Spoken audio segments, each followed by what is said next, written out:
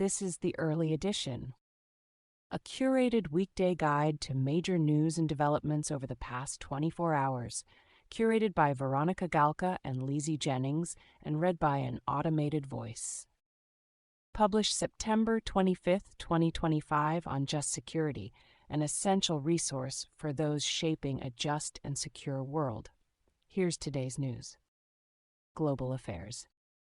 China will seek to reduce greenhouse gas emissions by at least 7 to 10% by 2035, Chinese President Xi Jinping told a climate summit hosted by UN Secretary-General Antonio Guterres yesterday. Xi urged stronger climate action from the world's developed countries, stating that despite some countries going against the trend, the international community should stay on the right track. Valerie Volkovici and Yukon Zhang report for Reuters. Democratic Republic of Congo and Rwanda said in a joint statement yesterday that they would start implementing security measures agreed under a deal mediated by the United States from October onward. The parties agreed to complete the measures by the end of the year, sources told Reuters. Sonia Rowley, Daphne Saladakis, and Robbie Corey-Boulet report. Danish Defense Minister Troels Lund Poulsen said this morning that drone incursions overnight led to the closure of 2 of Denmark's airports. Lund Poulsen described the violations as hybrid attacks intended to spread fear. At the time of writing, the responsible party remains unknown. Reuters reports. The UK National Crime Agency arrested a man on Tuesday evening in connection with the cyber attacks on software provider Collins Aerospace, which have caused hundreds of flight delays in Europe over the last few days. Imran Rahman-Jones and Joe Tidy report for BBC News. A drone strike, allegedly by the paramilitary Rapid Support Forces, killed 15 people and wounded 12 others in a market in El Fasher, Sudan on Tuesday, an emergency response room's aid worker told AP News yesterday. The resistance committees, a network of local people in El Fasher, confirmed the attack in a statement on social media. Fatma Khaled reports.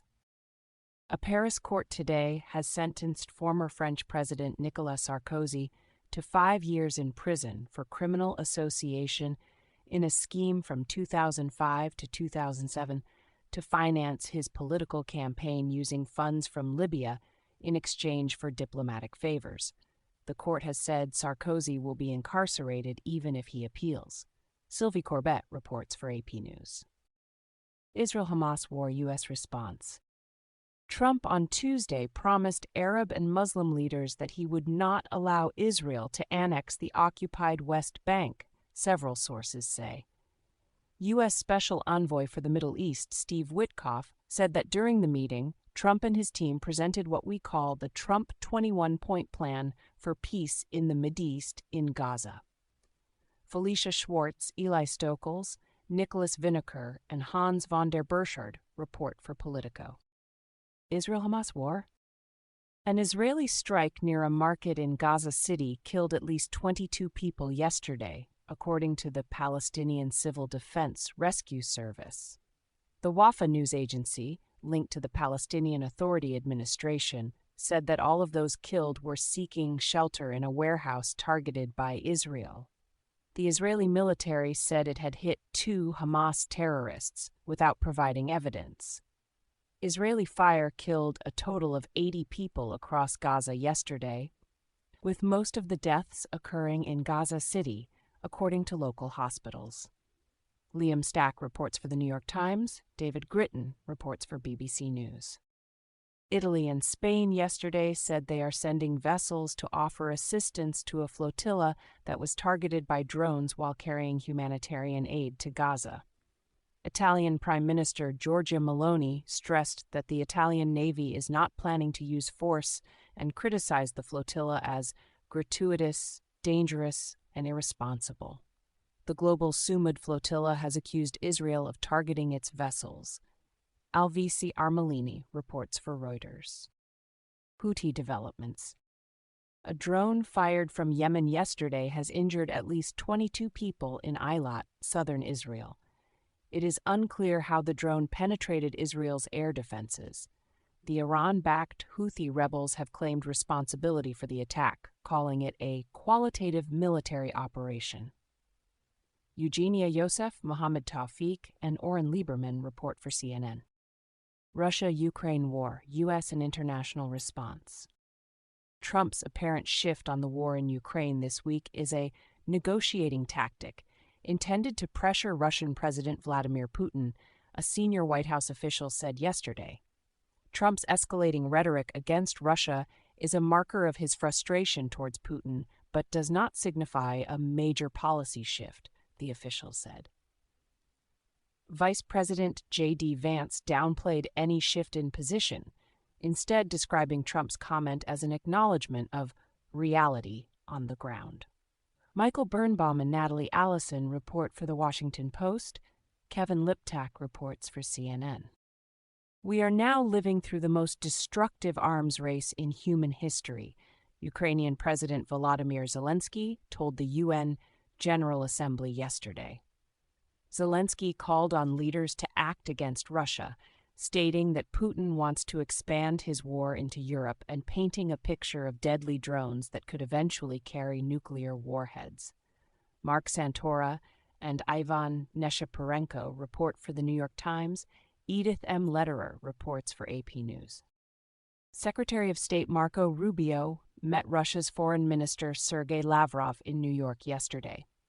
The Russian statement following the meeting noted mutual interest in finding a peaceful solution, while criticizing schemes promoted by Kyiv and certain European capitals dragging out the war. In contrast, the U.S. statement said that Rubio reiterated President Trump's call for the killing to stop and the need for Moscow to take meaningful steps towards a durable resolution.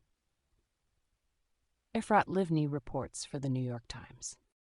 Several European officials said yesterday that Trump's rhetoric shift on Ukraine may be a strategic handover of responsibility to Europe for Ukraine's defense. A European government aide said that Trump is building the off-ramp so he can blame Europe when he needs to, concluding that the shift in Trump's position in Ukraine was spectacular but setting a very high bar.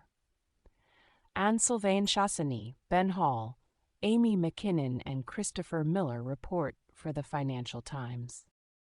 Chinese drone experts have visited Western-sanctioned arms maker ICYMI Kupol in Russia to conduct development work on military drones more than half a dozen times since spring 2024, according to two European security officials and documents seen by Reuters. The documents also show that Kupol has received shipments of Chinese-made attack and surveillance drones. Tech developments.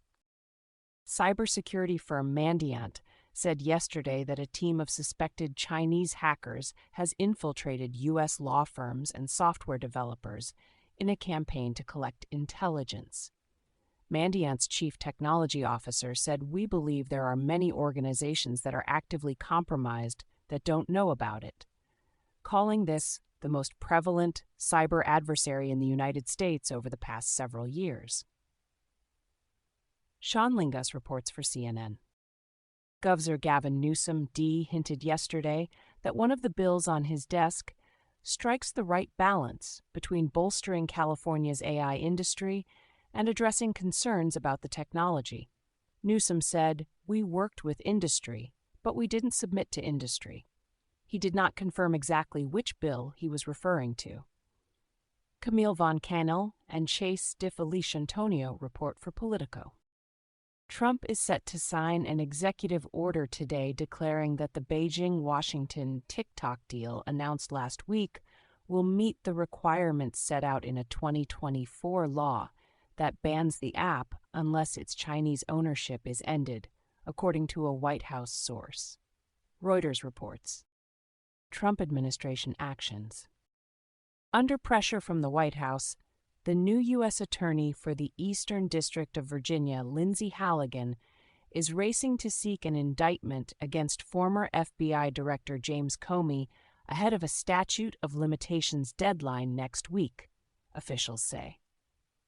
Career prosecutors working in the Eastern District of Virginia previously informed the Department of Justice that there was insufficient evidence to bring charges. The office was investigating whether Comey should be charged with lying to Congress in connection to the FBI investigation of Trump's 2016 campaign's ties to Russia. Glenn Thrush and Maggie Haberman report for The New York Times. Catherine Falders, Alexander Mallon, Peter Karalambis, and Luke Barr report for ABC News. Federal prosecutors are struggling to put together a criminal case against former CIA Director John Brennan in relation to the CIA response to Russian election interference in 2016, senior administration officials say. National Intelligence Director Tulsi Gabbard's decision to revoke the security clearances of current and former national security officials who could have testified against Brennan has particularly hampered the inquiry, some of the sources said. Other sources asserted that the DNI has provided huge amounts of material to prosecutors and that the prosecutors were looking for a scapegoat to blame for the inquiry stalling. Mark Caputo reports for Axios, Julian E. Barnes, Maggie Haberman, and Devlin Barrett report for The New York Times. The White House Office of Management and Budget yesterday instructed federal agencies to prepare for another potential round of mass firings during a possible government shutdown. In its letter, the OMB told agency leaders to prioritize eliminating positions where funding has expired that are not consistent with Trump's agenda if a deal is not reached. Sophia Kai reports for Politico. Director of the DOJ Weaponization Working Group, Ed Martin, yesterday retracted a letter in which he suggested a FBI agent who responded to the Sandy Hook Elementary School massacre was being investigated in relation to his participation in a defamation lawsuit against Alex Jones. Deputy Attorney General Todd Blanche ordered Martin to retract the letter, sources say.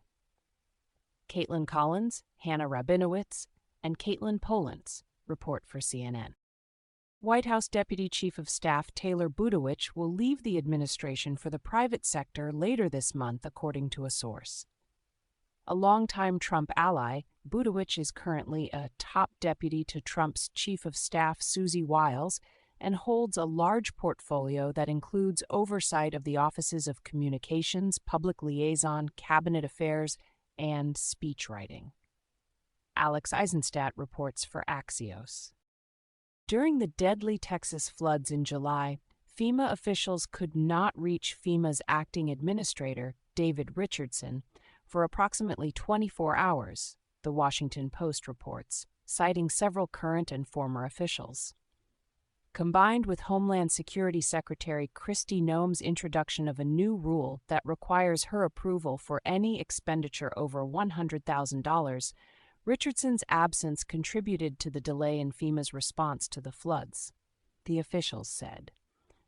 Richardson is frequently away from FEMA headquarters and regularly absent from meetings, according to the officials.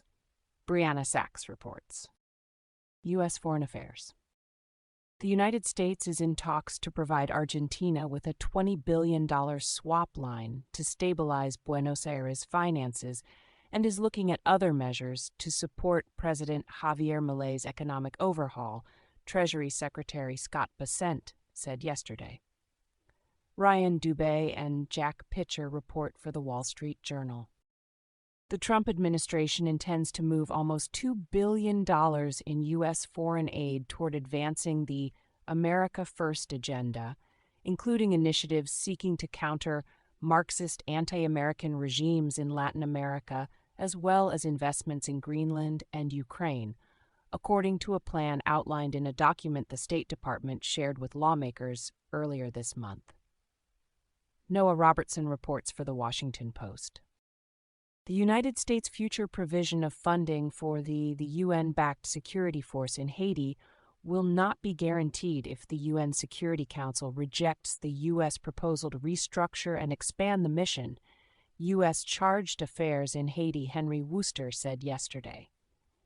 Sarah Moreland and Daphne Saladakis report for Reuters.